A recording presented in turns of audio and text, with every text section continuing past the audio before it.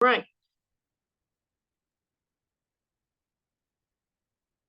Okay. So it looks like we're over 30 people now. So welcome everyone. I really appreciate you guys logging on. I'm Caitlin. I'm the social worker here with the Norton Neuroscience Institute Resource Center. I work with the memory team. Very, very lucky and blessed to be in that position there with such a great team and to be surrounded with such great resources. I will be your host today, and this is my first time hosting, and they have given me a script, so I don't miss anything for you guys. Haha. Okay. They want me to say this presentation will be recorded. So we will make it available on the YouTube page after this series. So everyone please know that this is being recorded. This is our first presentation in our dementia education series that's brought to you by the Norton Neuroscience Institute Resource Center and Memory Center and the Alzheimer's Association. So we brought this about because one of the questions that we seem to get a lot is how do you know when it'll be time to get more help for your loved ones and the people that you're caring for. So this presentation was created to really help answer some of those questions. So for the presentation today, there's a little Q&A box that you'll see. I think it's in the bottom of mine. Hopefully it's in the bottom of yours too. So you can put any questions that you have in that little Q&A box, type them in there, and then we'll be able to see those comments, and then we're going to answer those towards the end of the program here. So to really get started, we're honored to have this program here with the Alzheimer's Association. So thank you guys so much for making this possible. You're really, really valuable resources within our community and provide a lot to patients and their families. So I'm going to go ahead and introduce Erin Gillespie. She's the Director of Programs for the Alzheimer's Association. And she's going to give us an overview of their programs and services and what they have to offer. Great. Well, thank you, Caitlin and Tammy and Megan. This is always a great series, and I look forward to it. And so, as Caitlin said, my name is Erin Gillespie, and I'm the Director of Programs for the Alzheimer's Association, Greater Kentucky, Southern Indiana. It is a mouthful, but we do serve all of our 120 counties in Kentucky and then Southern Indiana, kind of across the Ohio River from Evansville all the way over to Clark County, Indiana. So I will be just going over a few disease facts and then ways that you can get resources and engage into your community and help navigate some of the challenges you may see and connect with other people in your community. So I'm going to attempt to share my screen. We will see if this works as planned. How long have we been doing this? But there's always, a few things that could happen. We'll see. Can everyone see my screen?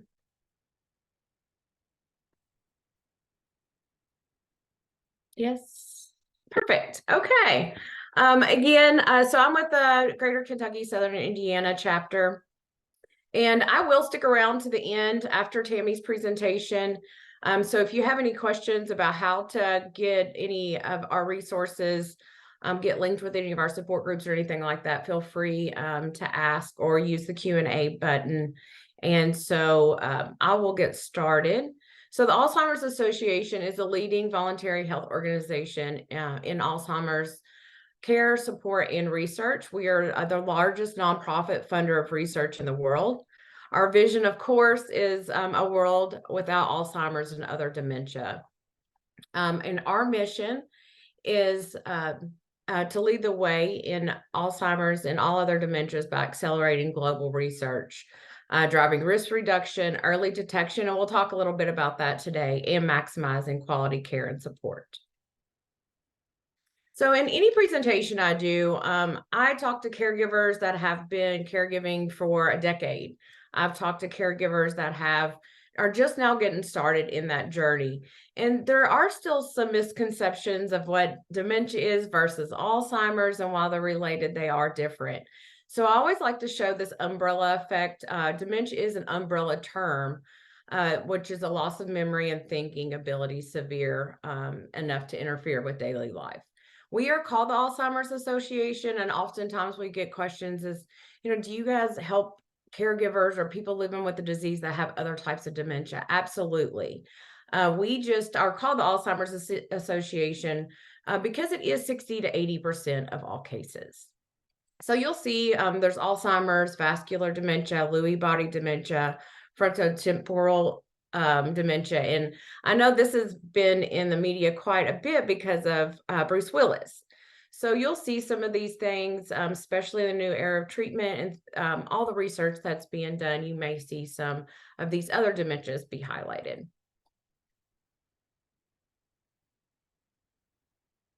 So this is just, I like this graphic just because it kind of shows you what Alzheimer's does to the brain. Sorry, it just decided to move along. So Alzheimer's disease leads to nerve cell death to the tissue throughout the brain. And over time, the brain shrinks. I'm sorry, you all. Like I said. And the brain shrinks dramatically, as you can see in this picture, and it affects nearly all of its functions.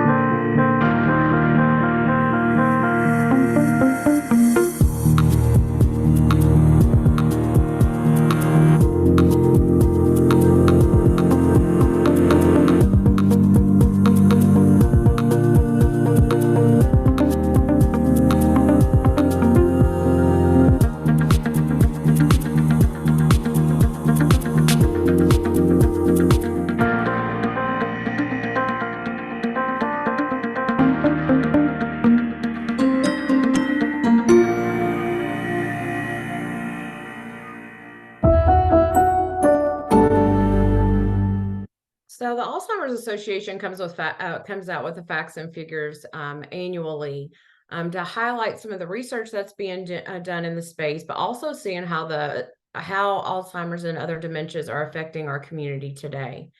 And so I always ask our audience, which you can put it in your chat or just think about it, of what in that little short clip stuck out to you the most. Typically, I get a lot of that. They didn't realize that so many women were at risk. For me, it's 1 in 3 seniors die of Alzheimer's and other dementia. So, we see it every day, but just seeing how it's affecting our community is super important to not only understand the disease, but also know what to do next if you are affected. So who's at risk? Age is the #1 risk factor to be diagnosed with Alzheimer's or related dementias. Family history, just because your mother or your father had Alzheimer's or a type of dementia doesn't mean that you will, but it does heighten your risk. Heredity, head injury, we see that a lot. So buckle up, use your helmets. And then also lifestyle. We see a huge connection between cardiovascular health, so heart health and brain health. So being active, making sure you're getting enough sleep. There's a lot of linkage to sleep and dementia. And then also making sure that you're, like I said, eating right, exercising, and understanding your health, your underlying health causes like cardiovascular disease and things like that. So there are certain populations that are at higher risk. Black Americans are twice as likely as white Americans to have Alzheimer's or another dementia. And then Hispanic is 1.5 times as likely as white Americans. And then almost 2/3 of Americans living with Alzheimer's are women. And we do see a lot of this because, again, talking about that cardiovascular health, we see an increase of cardiovascular disease in these certain populations. And so, and then also health disparities and absolutely has a connection to these populations at risk. So I'm going to be talking about some of the resources that we provide as at the association at a local level. A lot of people know us as Research and Walk, of course, because it's it is the biggest fundraiser for Alzheimer's in the world. So I hope that if you haven't been to a walk, definitely it's something to be seen. It's a great ceremony and just a celebration of life. But I'm here to talk more about the local resources to help people, even if they're from the beginning of, I'm seeing some differences in my loved one's memory. What do I do? Or what do I ask my doctor now that we know that something's going on? To getting support from your peers and from the association. So the care and support team, we have a 24/7 helpline. I'll talk more about this in a couple slides. We have over 27 support groups throughout the state of Kentucky and Southern Indiana. We offer free education programs, early stage social engagement programs, and then early stage support groups, and then also online programs and support. We know being a caregiver or living with the disease is not just 9 to 5. So we do make sure that you have resources at your fingertips 24/7.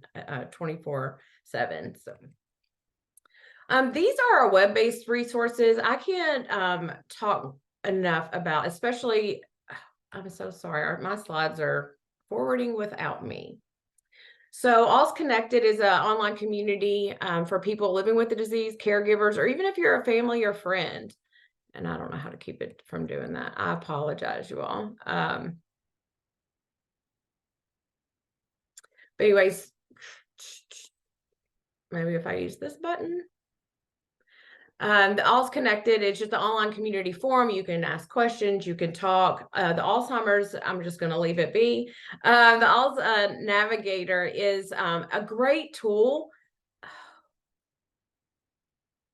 I don't know how, does anybody know how to stop that? Sorry, you all. The All Navigator is an interactive online tool that you can type in a couple of your questions. Say you want to go, you don't know whether your loved one is able to go to the doctor or what to ask the doctor once you get there. Now it's going to stop. So I'm just going to stop there and talk about the slides that we missed. I apologize for that. I think it's some kind of interactive, it's moving forward. So our All's Navigator, like I was saying, my loved one has memory loss. I'm not sure that they should be able to drive anymore. You can go to our All's Navigator and just it asks you a few questions depending on the topic that you select. And then it pops out a care plan, an action plan for those specific questions, how you answered it. So it's very specific to your needs. And so sometimes you just need to know what to do next. We get a lot of people that call us. There's a lot of boxes to check. There's a lot to learn. There's a lot to do. And so sometimes just having those next steps is very helpful. So our education programs, we do offer education in 30-minute and 1-hour sessions to the general public and to caregivers. So we have education, anything from the 10 warning signs.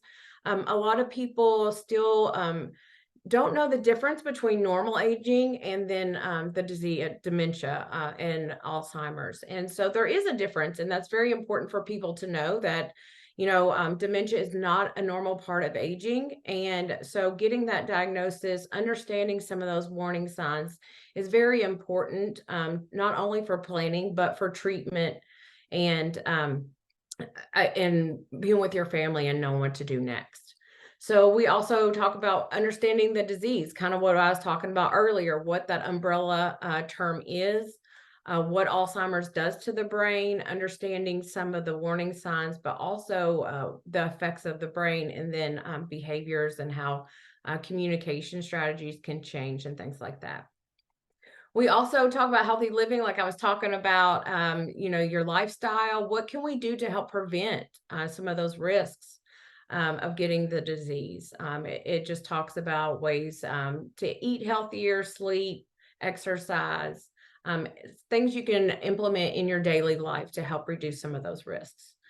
Dementia conversations, effective communications, and we call it behaviors. All these are really geared towards people that are living with or are caring for somebody with the disease. Some of these strategies change through different stages of the disease. Understanding the behaviors. I was on the phone the other day with a lady and she's like, my mom's just ornery. That's just how she is. Well, understanding some of those behaviors can also help you as a caregiver be at peace, have more patience, things like that, and understanding that maybe the person's not just being ornery, it is, part of the disease, and understanding some of those behaviors can be tremendously helpful. I was talking about our support groups earlier, and I know sometimes it's hard for people.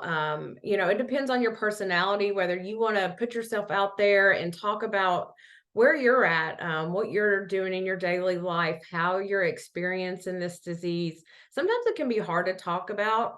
But it's also, I talk about our support groups being also a great place to get education and resources. So you may be dealing with something today that the person sitting next to you maybe dealt with 6 months ago, and they had a strategy that really worked for them. And oftentimes it's about sharing those resources and experiences to help better navigate the road that you're on currently. Again, it is a free, safe space. So anything you say in the group stays in the group. And again, all of our facilitators are trained by our association. And many times that either they're past caregivers or have worked in the aging community for many, many years and just understand the need and understand the questions that come along with the disease as a caregiver. And our 24/7 helpline, I can't express how helpful this helpline is. I know sometimes you see a 1-800 number and you're like, oh, how many buttons am I going to have to push? How many people am I going to have to talk to really get what I need? And this is an extension. This is our organization, 24/7 helpline. It is manned by master level clinicians. It is also has over 200 languages. And this is for everyone, whether you work with people with dementia, whether you're a caregiver, whether you're a person living with the disease, you can call this number 24/7, 24 hours a day, 7 days a week. You can call them on Christmas Eve at 3 a.m. If your loved one is just up and down, they're dealing a lot with wandering and you don't know what to do next, you can call this number. If you are just having a bad day and need somebody to talk to, we all have those days as caregivers. You can call this number. You can also, all of them are now trained in the new treatment. So if you're wondering what this new treatment looks like, I'm sure you've heard of it, either through your healthcare provider or through the news.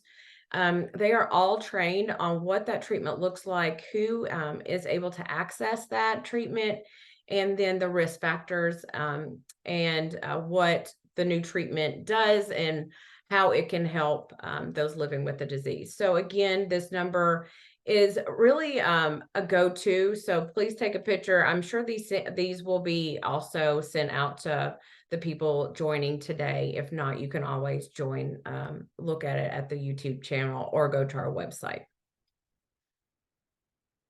So you can join us in many ways. We do offer support. All of our education and support groups are free. That's another one of those slides that just keep moving forward. But if you're a member of a church and you're seeing your community aging and really need information about Alzheimer's disease, you can call us and we can come out and provide free education. We do it to closed programs like Kiwanis clubs, churches, and then we also do it for the general public.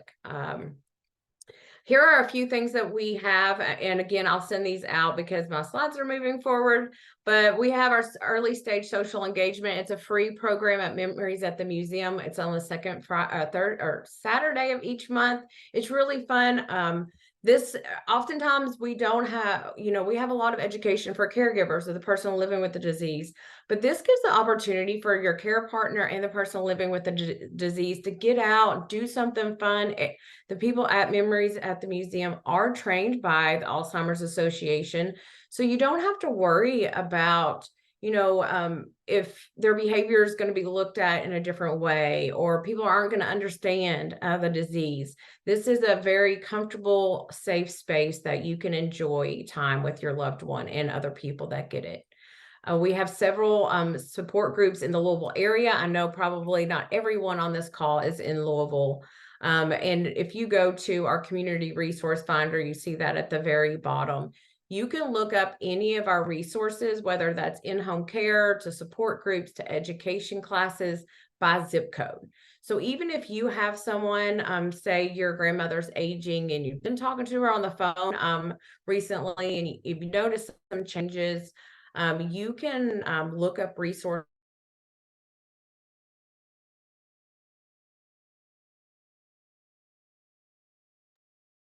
Is she frozen?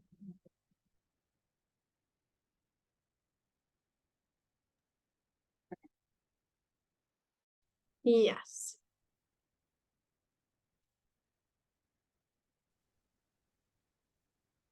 Was I offline for a while? You back. were. Okay, About where did I last 30 stop? seconds. Because I've been talking this whole time. About 30 seconds to a minute. If you just, Oh, okay. yeah, All right. So I guess, did you guys see the helpline? we did. Mhm. Okay. So then you didn't miss much. I was just talking about our community resource finder and how you can look up resources by zip code. So again, if your grandmother is in Florida and you're like, well, we were talking on the phone and I see some like she's just acting a little different. I do see some of these signs. What are some resources in her area? You can go to our community resource finder and find those resources. And then we're really excited about our West End community caregiver group that just started this week. As you know, we were talking about some of the disparities when it comes to different demographics. So we just started that support group, and we again have about 8 in the Louisville area. Again, if you're not in Louisville, you can always go to our community resource finder and find those support groups or education programs nearest to you. And I will quit. Did I guess I wasn't sharing my screen either, but We got most of it, I think. And there's a couple of questions in there for you. So somebody asked, what do you do there at the Memories at the Museum? So can you talk a little bit more specifically? absolutely. So the Speed Art Museum, it's in partnership with them. So they have different exhibits monthly that they highlight. And so you and your loved one go through the different exhibits. And then once the tour is over, you do an activity at the end, whether that's a craft or doing something related to what you had seen in the exhibit. And all of the people that are at the Memories at the Museum are trained by the Alzheimer's Association. So they definitely understand the disease. And so they're very catering to our community. Great. And then just one more time, can you advise where to locate the educational programs?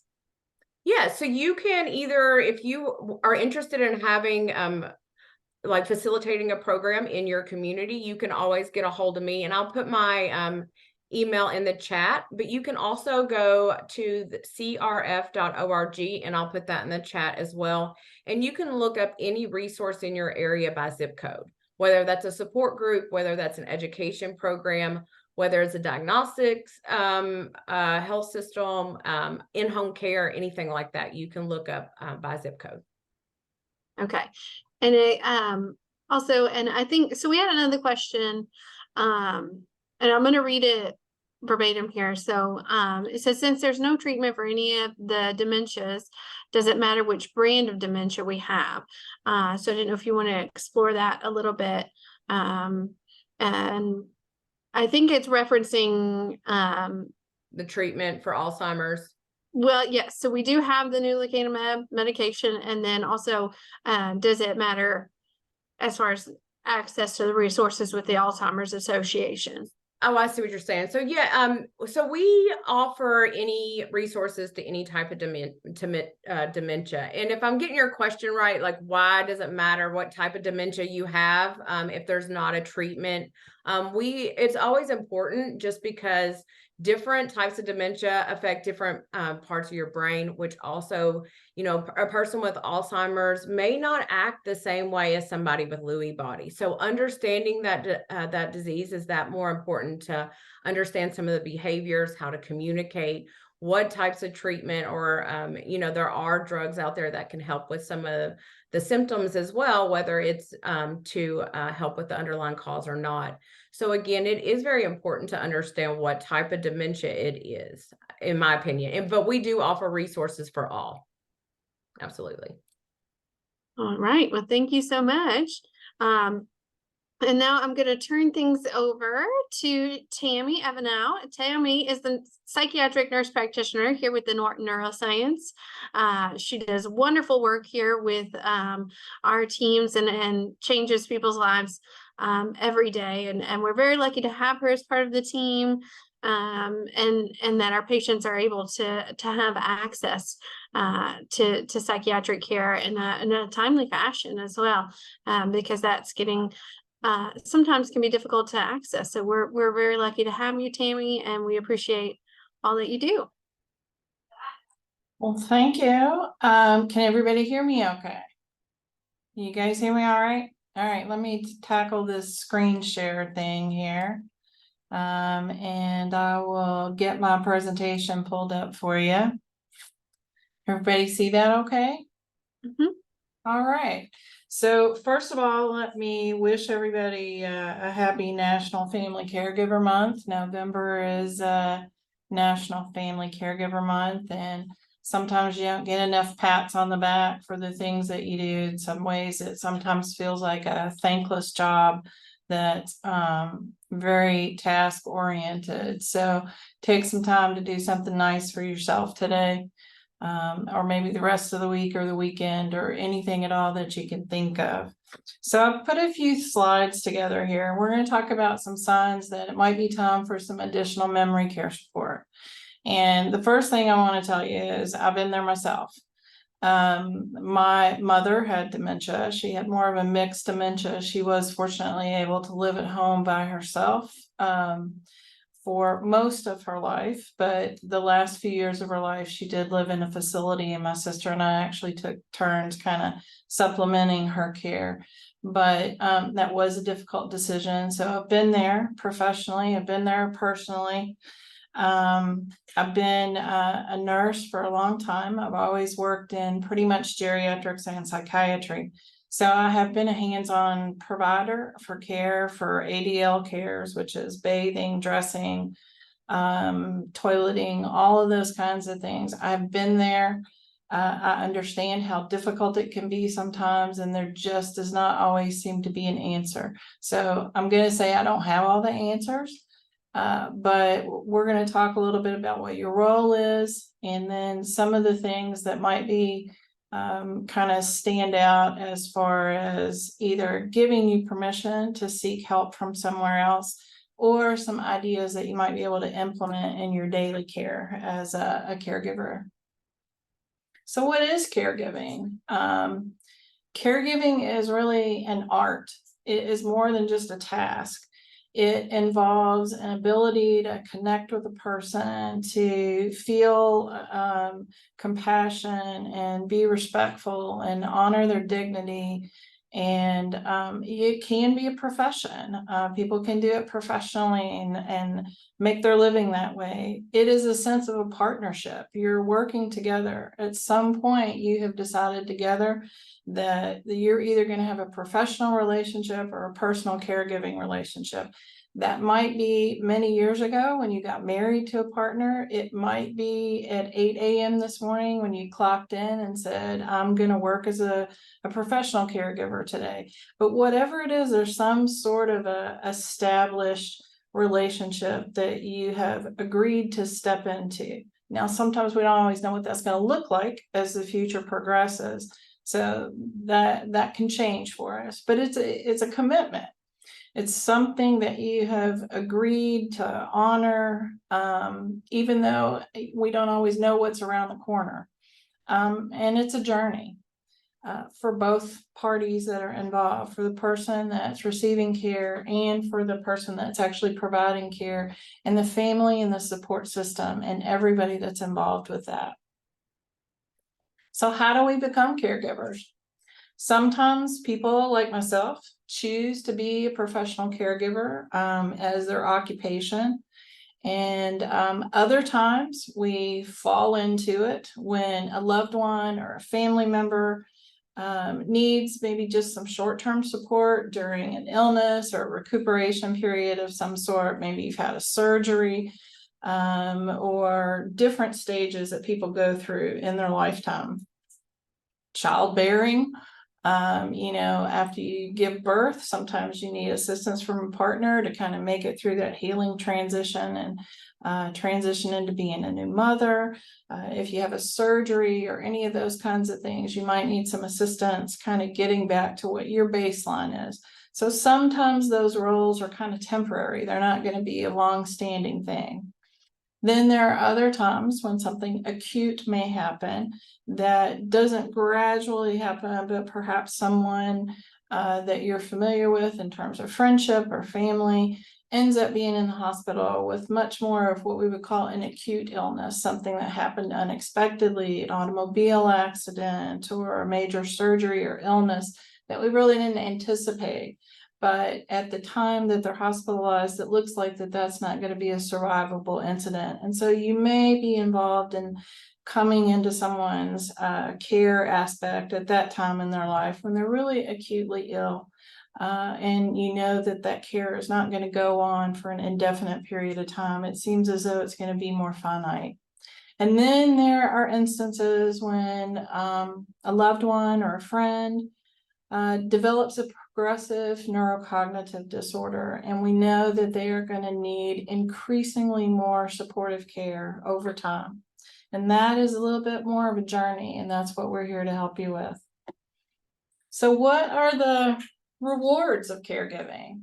It's a hard task, but it also can be heartwarming and the greatest blessings that you can receive in the world. And some people, they will experience a great spiritual growth. You can identify and clarify things that you believe.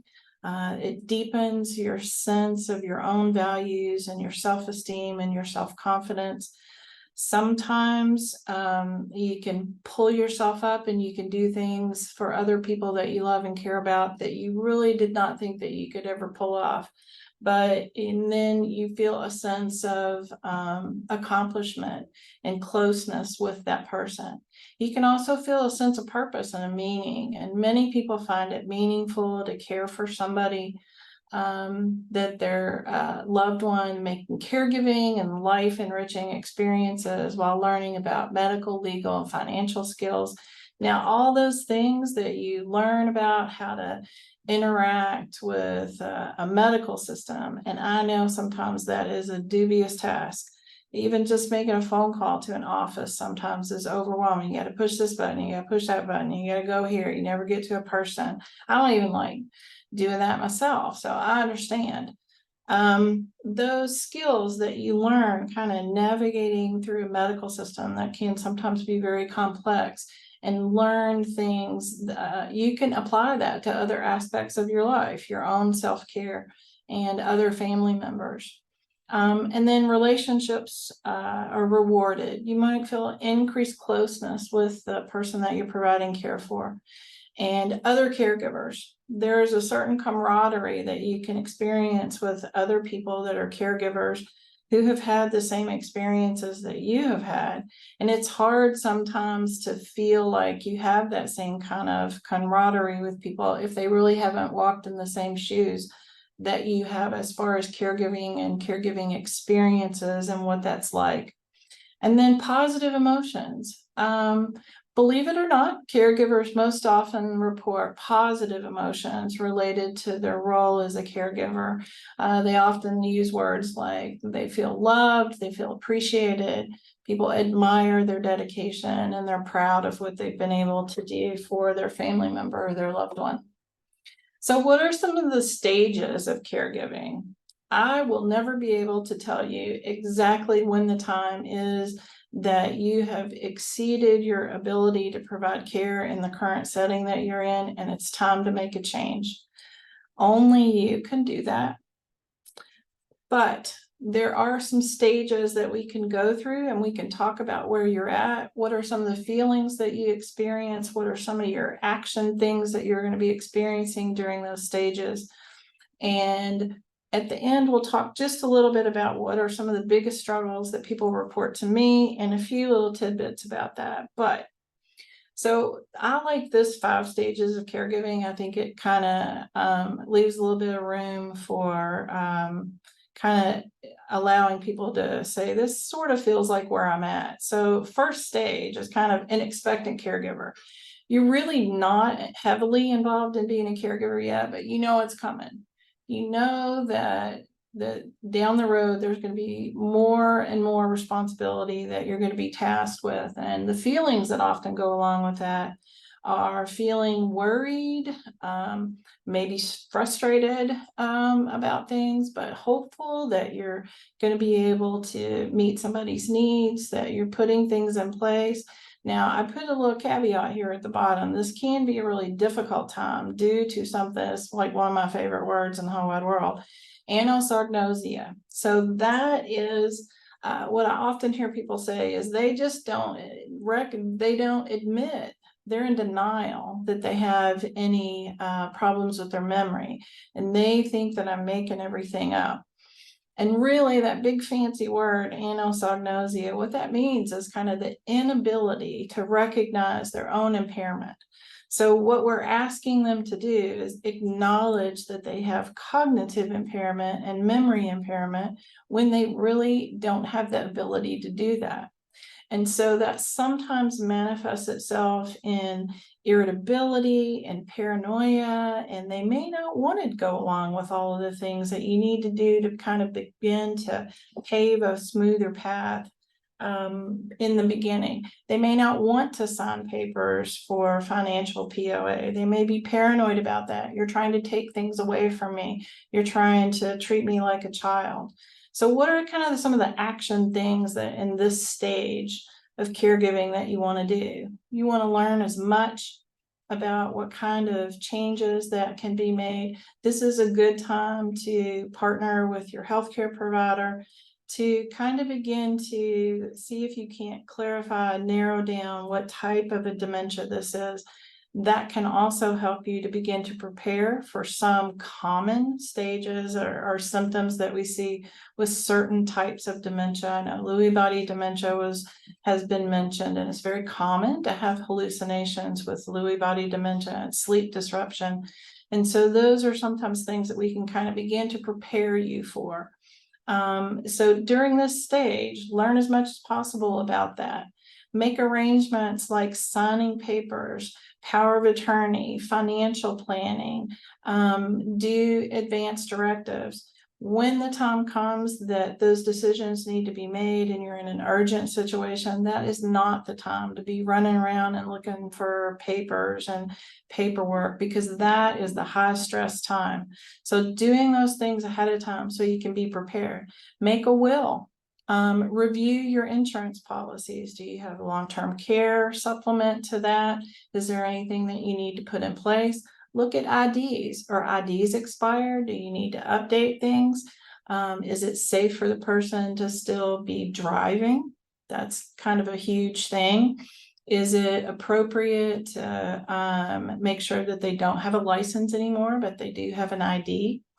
Put power of attorneys in place, healthcare surrogates, make sure that you have names on certain checking accounts and things along those lines. I have had people that get really paranoid and try to go and change accounts or pull money out of accounts. And even though the spouse or the partner is saying, you know, they really have dementia and they're confused about what they're doing, if their name's not on the account, sometimes the bank can't really stop them from doing things. So they're usually pretty good about working with you. And sometimes we've kind of served as mediator for that. So this stage can encompass a short period of time, a long period of time. It may actually have started earlier than you realize that it started, and you've begun to notice that some of these things are changing and have changed over time, and you didn't realize that's what was happening. So the next stage is the freshman caregiver. You are actually starting to provide help during this time. You might help kind of plan and organize meals, run some errands, help to kind of coordinate healthcare appointments, make sure that medicines are picked up. And usually the emotions or the feelings that go along sort of with this stage, or you sort of begin to feel like, hey, this is a real thing. You know, this doesn't just end overnight. This is kind of stressful. If I don't prepare their meal and make sure that they sit down and eat it, then they're probably not going to eat. They don't think that I'm hungry. How do I make myself a sandwich and put it together? And that involves going in the kitchen, getting out the bread, getting something out of the refrigerator. And so it really begins to come more of a responsibility that you're tasked with as far as meals, errands, healthcare appointments, taking medication on time. And it can become slowly overwhelming. What kind of actions are you going to be doing during this time? Collaborate with other support people about beginning to coordinate and share some of those caregiving tasks. Is it possible to have a friend or a granddaughter or a family member swing by the grocery store and pick things up for you, or run to the pharmacy and pick up medicines? Is there a way that we can help coordinate with you to have a pharmacy that delivers, or have a pharmacy that sets your medication up in a dose pack so you don't have to, you know, worry about divvying medications out at a time? Make sure that you have things in place like emergency plans. Even if you're the primary caregiver and your health is really good, but you are the primary support person and caregiver, what happens if you go down?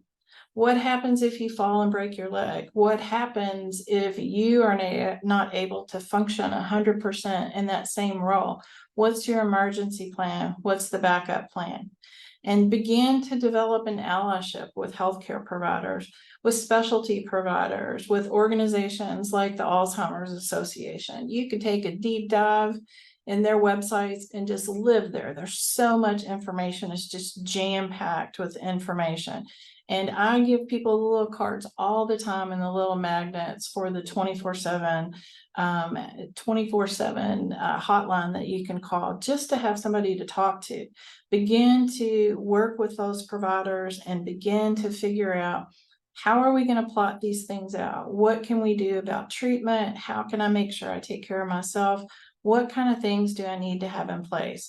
Even if I don't need to go to plan B or plan C or plan D, what if I fell and broke my leg? What if I had to have surgery and you need some recovery time? And then that takes away your ability to serve as a primary care caregiver during that time. All right, the next stage is when you are really the entrenched caregiver. The caregiving duties are really in full swing, and every day there's just not really a day that you can kind of sleep in, so to speak. You really have daily routines and tasks that your family member or friend depends upon you for.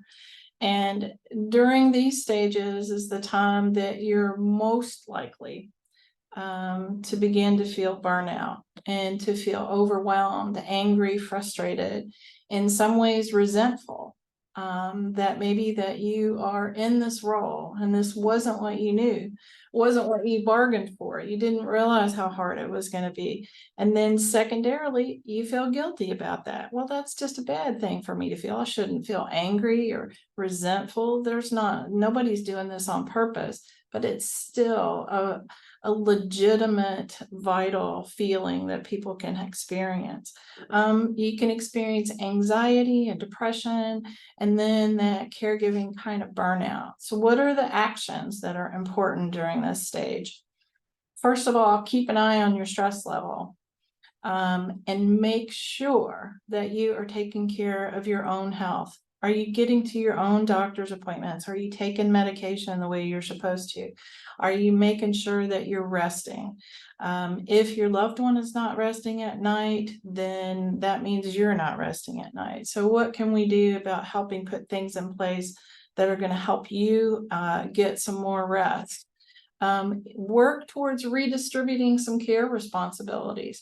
Make sure that you're collaborating with other support systems in your life to say, I have a doctor's appointment on this day. Who can come and sit with my loved one while I go and take care of myself and make sure that I make these appointments? Look to outside help. And I don't expect that everybody knows the answer to those things. There are lots of different options and answers for everybody, depending upon resources. And so there's not a way I can put exactly everything into these slides. But what I can say is collaborate with the people that are professional support systems and healthcare providers in your area to help you identify those things like adult day programs, respite care stays. Some like memory care facilities will allow respite stays. Maybe you need to go on a short family vacation. And even though it's great to take your family member or your loved one on a short weekend vacation, change in routine and environment can be very difficult for them. It might be a beautiful weekend adventure to the beach or something else, but just that change in environment and schedule and routine and riding in a car or a plane or any of those kinds of things can be a little bit too stressful and overwhelming. Maybe it's appropriate to look at short respite stays and to make sure that you're able to get some time away and have some respite. And then the next stage is what we would refer to as transitioning caregiver. And this is the time when you need to begin to realize that your loved one needs may have advanced beyond your ability to meet them in a safe manner. And that means for you and for them. And this is the most difficult time in my experience for people. For a lot of people, the reason that it feels difficult for them is because they don't always have a frame of reference. They feel like, well, what are other people doing? I mean, maybe other people do this and they don't think this is too much. Maybe it's just me. Maybe I'm just not doing a good job. And other people do this all the time and it's not a problem.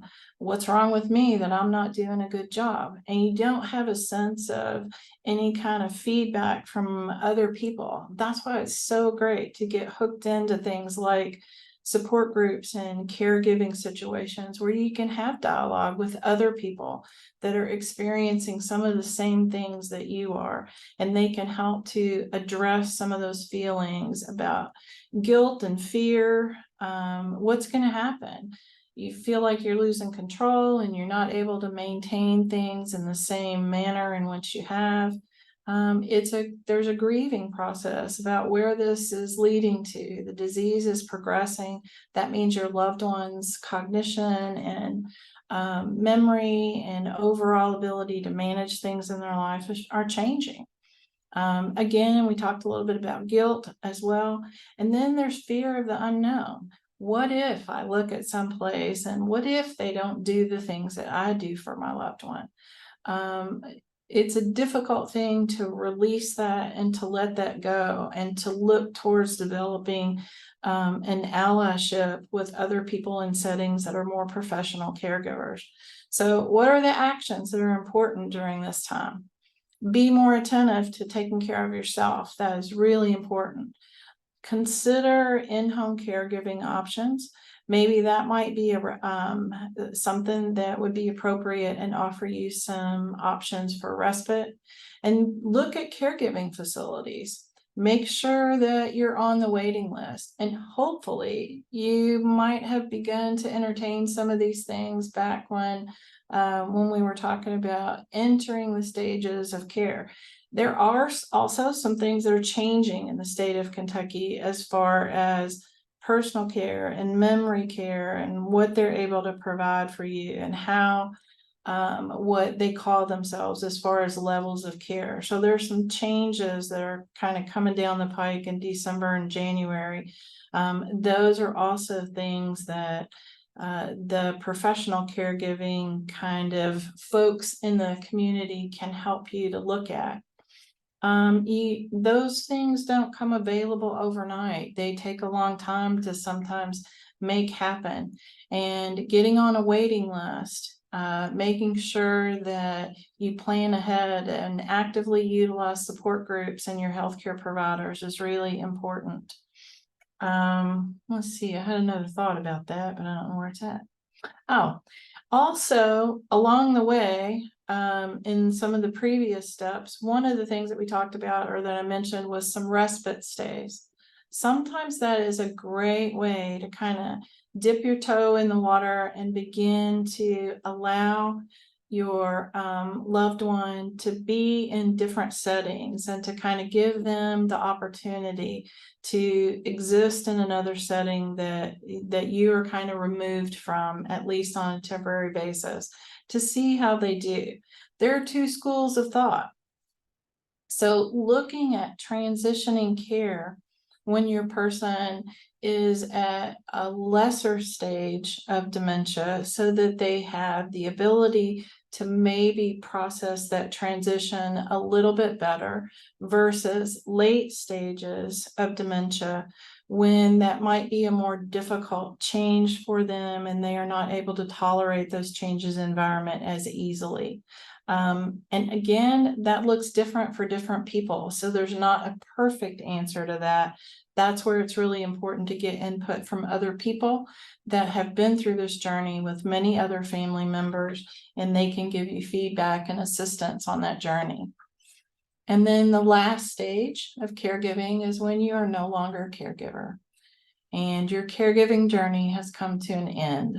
And these emotions are very deep, grief and loss, and sometimes guilt, because in some ways people sometimes feel a certain amount of relief that the person that they knew and loved that was no longer vibrant and healthy has come to the end of their journey. And that can be a difficult thing to experience. And no matter what your emotions are, how you feel, those things are valid.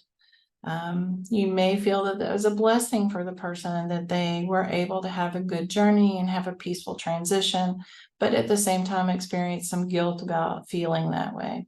So what kind of actions can you do? What can you do in this stage to work on yourself, to help seek support? Sometimes it's very appropriate to look at options for individual counseling and look at some camaraderie from other caregivers that you may have met along the way. Consider volunteering and giving back to some of the groups and the people that you have met along the way so that you can share with them some of the things that you've experienced along your journey, and you may be able to express something to them that might meet a need that nobody else had experienced. So what are some of the biggest struggles for caregivers? So I'm going to tell you, this is a list that I put together. These are the things that are most frequently brought to me. Neuropsychiatric symptoms, which are often related to some of the anosognosia that I mentioned earlier. Paranoia, anger, frustration, those things that are specifically directed at caregivers, distrust of the caregiver and anger and frustration. Daily care needs, how to go about helping your loved one or family member bathe, go to the bathroom, manage grooming, changing soiled clothing. That is a really big thing that people struggle with. And it may be that just physically helping them in and out of a tub is something that is difficult, or it may be that it's more of a cognitive issue and you begin to talk to them about, let's go take a shower, it's time to change clothes, and they say, oh, I already did that. Well, they really haven't done that, but now you can't get in an argument with them.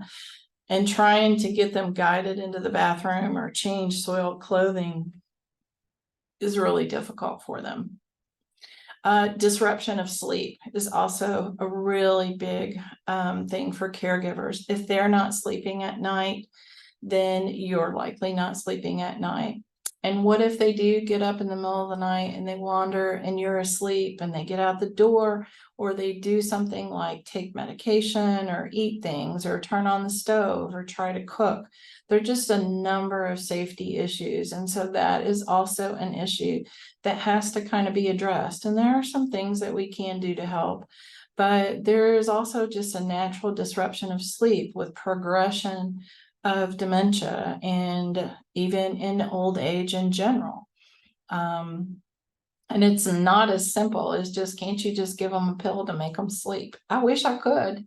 I wish I could do that for you. But a lot of the medications that have to do with helping facilitate sleep, that is what they do. They make you drowsy and sleepy, and that can place someone at greater risk for falls and confusion. And so you have to really use those medications judiciously and in a thoughtful manner.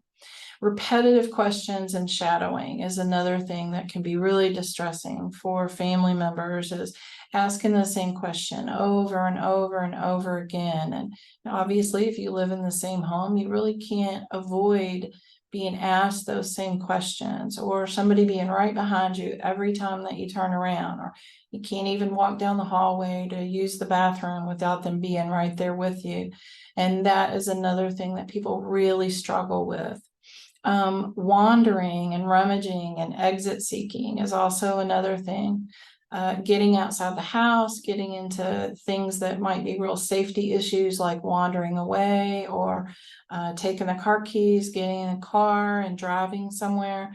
These are other things that really create issues as far as safety, and are some significant kind of triggers that we might need to look at other options. That doesn't automatically mean that you have to look at placement options, but what that might mean is you might need to look at, programs through the Alzheimer's about wandering and being able to help locate family members, tracking things and bracelets that you can use, ways that you can secure doors so they're less easily opened, or alarms or pressure mats that can give you an alarm or a signal if the person goes out the door. So there are a whole lot of ways that you can begin to address things like that. Safety concerns we've mentioned: driving, cooking, inability to stay home alone safely. If you really don't have anybody to step into that role, and you really are in a situation where you have to leave the home, that can create another significant burden for caregivers. And if people get to the point where they refuse medication, or they refuse to eat or drink, or they begin to have difficulty with swallowing, there are things that we can do to try to help facilitate that. Maybe it means working with speech therapy or occupational therapy and modifying things so that they might be able to still do finger foods, or they may need some adaptive equipment to be able to continue to eat. And if we can help you learn some of those things, then that can maintain that. That also does not mean that that's a must, but that may mean that it could be time to look at higher levels of care. But it's not as clear cut as that. We need to help you make the best decision that's best for you. And an inability to communicate and loss of mobility is also another thing that's very difficult. If your family member can no longer stand and get to the bathroom, are you able to transfer them to a wheelchair? Is your home adequate in size that you could navigate a wheelchair? And if you get them to the bathroom, are you able to physically help them get onto the toilet? Sometimes loss of mobility is a reason that people really have to look at alternative placements because they're physically not able to provide that care any longer. And then socially inappropriate behavior. And this can occur more frequently with certain types of dementia. Frontotemporal dementia is one of those instances where people can be a little bit more socially inappropriate without realizing that that's what they're doing. And then it becomes a difficulty with not always able to take them out into a public setting, to go to the grocery store, for instance.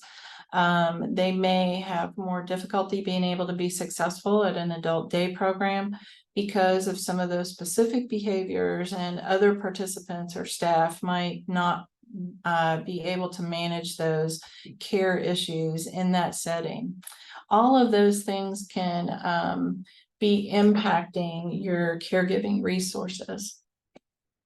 So here's some tips, a few little tidbits. Learn about dementia and communication. It can help. Always try to make sure that you're in front of the person and make eye contact with them and use their name. Try to be on the same level. Don't stand over top of somebody. Don't communicate from the side or grab them from the side. They may not realize that you're there. They may not have good peripheral vision. They could respond as though they are fearful that they may be harmed, and you could experience more of an aggressive response. Try to keep things simple. Break it down into steps. Take your time, go slow, allow lots of time for something to be done if you can. If you have to do appointments, try to schedule them later in the day. If that is a better time of the day, give yourself plenty of time to get there. If you get rushed and anxious and worried, then they'll experience that. That also bleeds over into them. And I am a big proponent of using humor when it's appropriate. And even if you don't feel like you're in a humorous mood, just smiling and making eye contact pretty frequently, they will respond back in the same way. So use humor when it's appropriate. Establish allies. There are lots of people that are available in the communities that can be your ally and your support. Healthcare providers, family, friends, other caregivers, support groups, community and aging agencies in Kentucky and Indiana, or wherever your local area is. Obviously, the Alzheimer's Association, KIPTA, adult day programs, in-home caregivers, and there's a plethora of organizations that offer caregivers and respite and things along those lines. And there are some professional case managers, people that are professional that kind of help to organize care, put things in place for you, coordinate and serve as kind of collateral for caregivers in the area. They may help to kind of streamline any placement issues for you. They may serve as sort of a resource for what level of care would be the most appropriate for your loved one, how you pay for that, what kinds of things can they do to be supportive of you with that transition.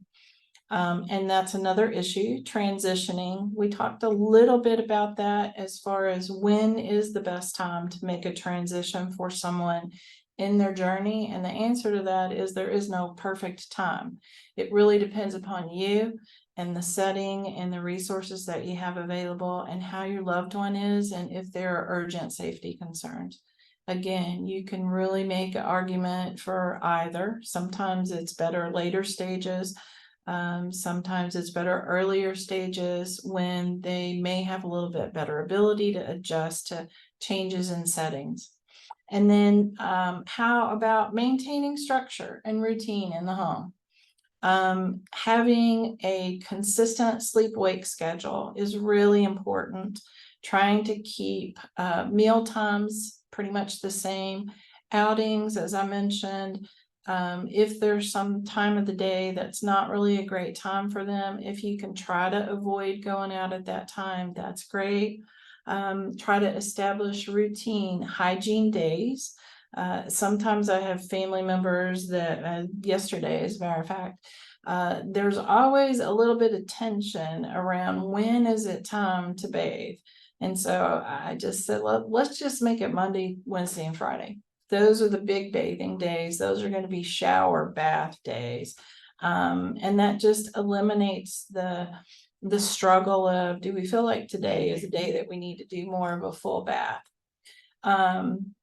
Utilize behavioral activation techniques. Now, what does that mean? A lot of times as people have progression of dementia, they will develop something called apathy or a bulic mood, where they really lack a little bit of the motivation to plan and organize their day and to think about, this is what I do when I get up, and then after I have breakfast, then I need to make sure I get my clothing changed. And they just really lack the ability to structure their day and to socialize and to stay organized and on task.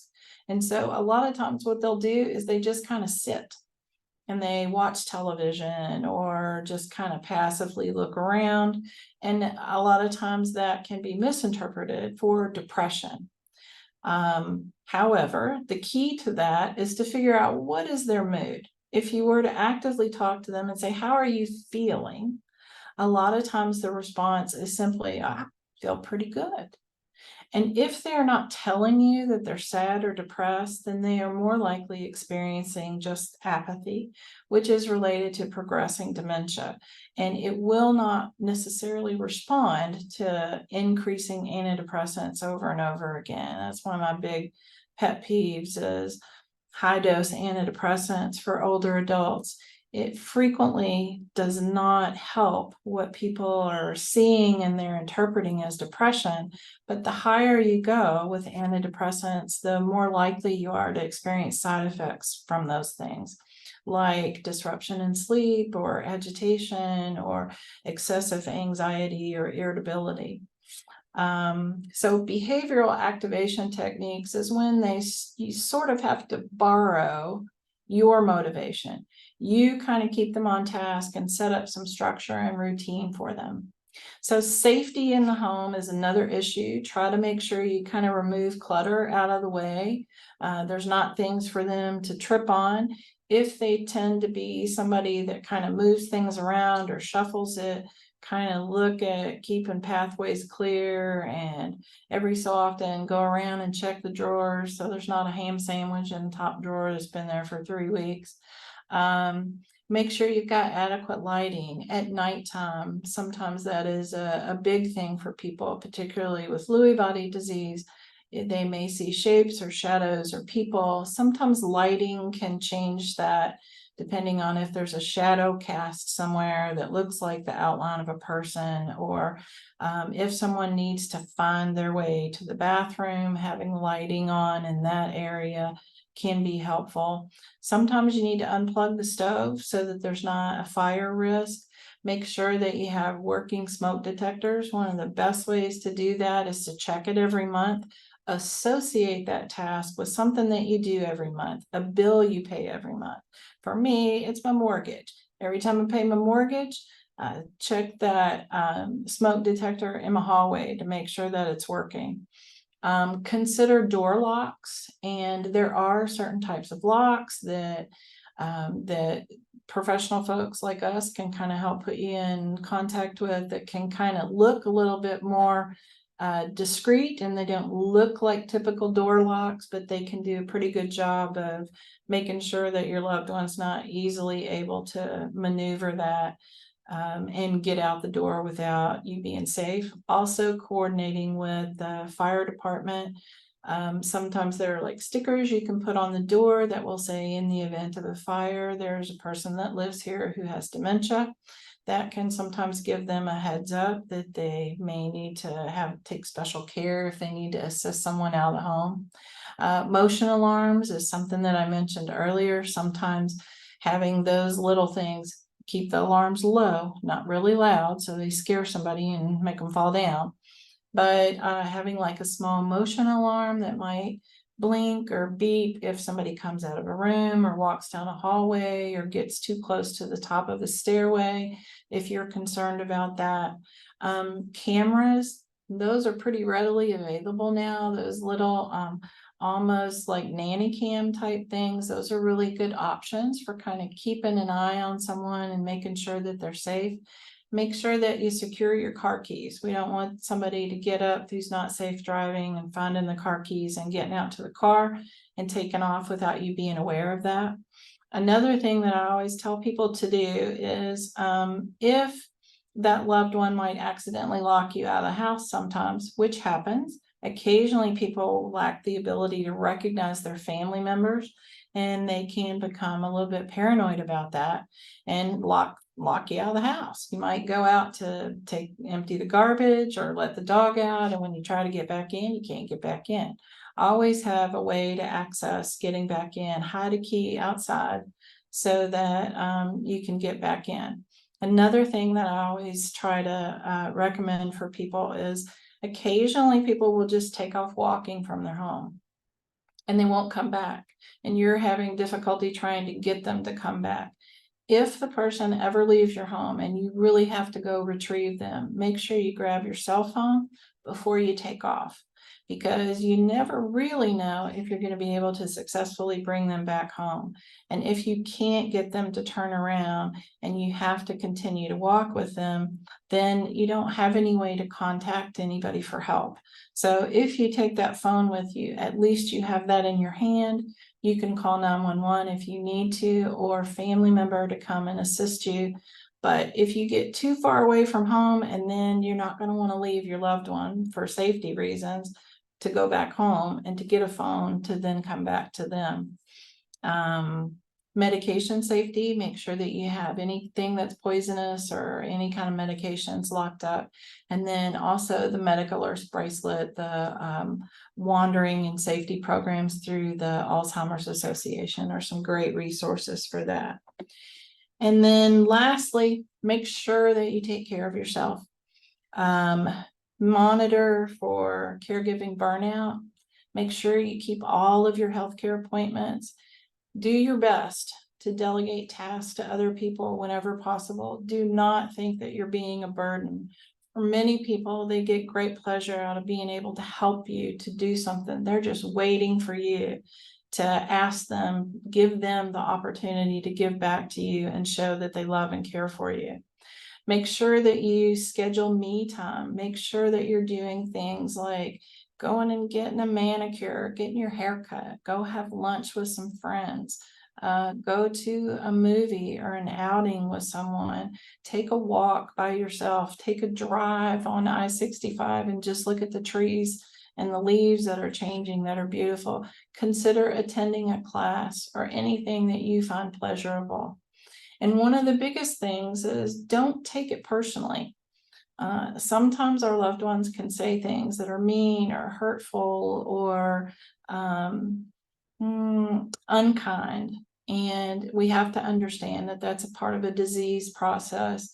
And it is really easy to feel guilty or responsible. Another thing that can happen that I see is sometimes if a person is going to an adult day program and they're having some difficulty managing their behavior or staying safe in that setting, that they feel really guilty about that their loved one is the one that's causing disruption. And that's not the way it is. We're all in the game together, and we're there together as an ally to work towards making things better for them. Talk to your support system early about the possibility of transition of care. when the time comes that we need to look at changes, what kinds of changes would we make? What would that look like? Reach out to healthcare providers and care managers and organizations or companies that provide assistance with those kind of planning things, and let us know, and we can hopefully point you in the right direction and help you decide what level of care is best for your family member. How do you pay for that? What does that look like for you? And how can we support you in making the best decision? And ultimately, make the decision that you feel is best for yourself and your loved one. Start early and seek input from other people. And I think I made it through everything, you guys. I know that there are, I hope, at least there are some questions that maybe we might be able